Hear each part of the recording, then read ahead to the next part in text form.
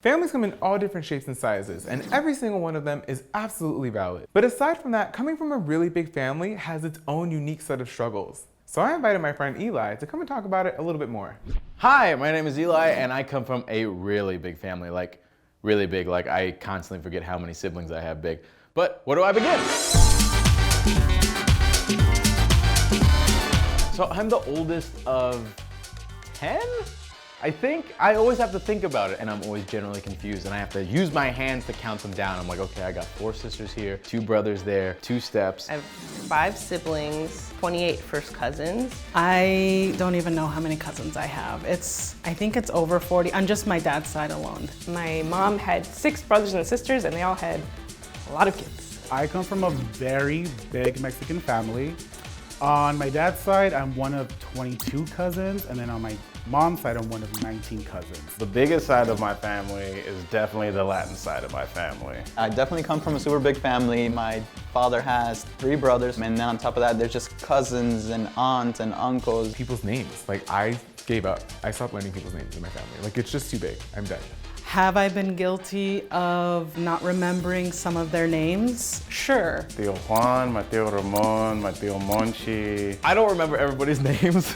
My tía Nena, my tía Paula. Like I always have my dad or my mom telling me, oh yeah, that's your tío Uncle Victor or whoever else. I'm like, I never met that man in my life. Coming from a big family is super amazing, it's super fun. I love it. I have so many tias, I have so many tios. I have great memories of eating, dancing. If you have parties and you have to feed everybody. Usually in Latin culture, we're super open about being like, oh, ven a comer, come, come, come, eat, and we want you to have it all. But there's definitely like this struggle process, like leading up to that point where you're like, where am I gonna get all the money to feed all these people? So holidays are confusion, chaos, and oh my God, when it comes to food, forget it. There is no line, there is no structure. My brothers would eat really fast, and the only way to get seconds was if you ate just as quickly as them. When my mom says dinner is ready, I am running, I am throwing elbows. It is survival when it comes to a big family when there's food.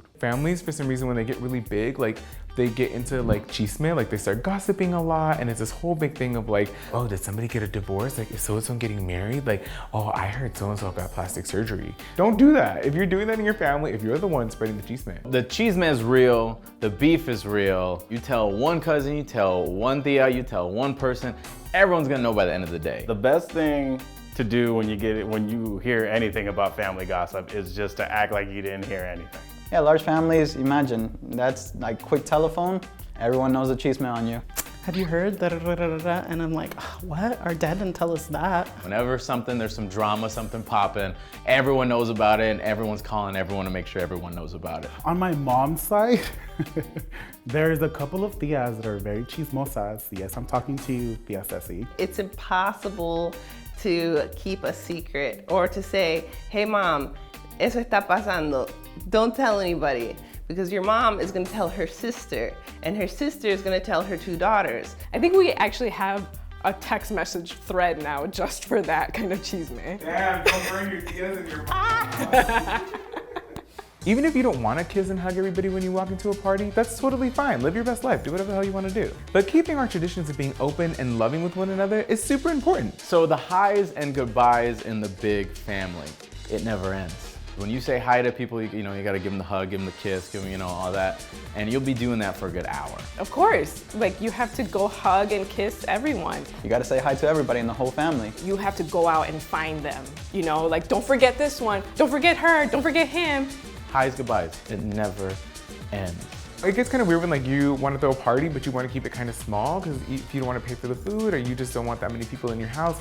Family members always get kind of offended. Like it's very like, oh, él no me invitó, no me invitaron, te invitaron a ti? When my husband and I were working on our guest list for our wedding, my immediate family came out to 80 people. So I was like, wait, there goes half our guest list and I can't invite any friends. It's a huge hassle to try to invite everybody because you don't wanna, make somebody feel bad when you don't include them on the list. It's super cool to have memories of being a little kid with all your primos and having to sleep in one room while all your parents were outside in the living room dancing and eating and enjoying their lives.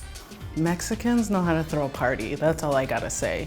crazy birthday parties every weekend. Every single weekend. We gotta clean the house because there's so many freaking birthdays. There's so many cousins, there's so many siblings.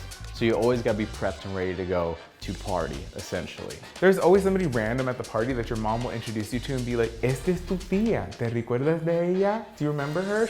And the old lady's like, I saw you when you were a little baby. My dad's always the first one to like introduce me and my sister to like his cousins or his uncles or his nieces and nephews. He's like, here's 10 new family members. Coming from a big family is lots of fun because it's like you have built-in friends. There's just so much more love to go around, and there's always someone there for you. Especially when everybody's together, it's always like a warm feeling. The good thing about having a big family, it's like you never run out of things to talk about or share from when you guys were growing up. The perks of being a part of a big family is just el amor, el cariño, la cantidad of love and support that you get. Your family is your tribe, and to be able to come from a big tribe and have these people always have your back is amazing. I love my big family. They're the light of my life, and I couldn't be more grateful. At its core, family is about supporting each other and loving one another. And at the end of the day, for a lot of us, family is really all we've got. So text your prima that you're beefing with. Just because your mom and her mom, your tía, are beefing doesn't mean that y'all have to be.